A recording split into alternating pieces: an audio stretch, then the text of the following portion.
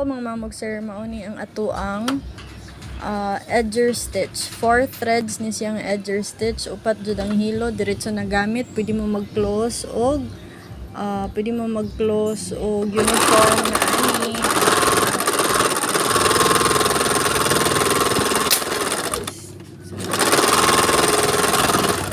Kani kay ikaw lay adjust unsay porma sa imuhang. Oh, wow. Pang t-shirt, pwede na pang t-shirt. Na muna siya iyang makina.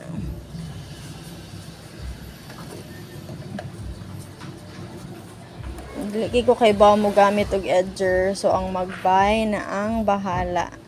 Kay kamo man jud ang maayo mo gamit ani. So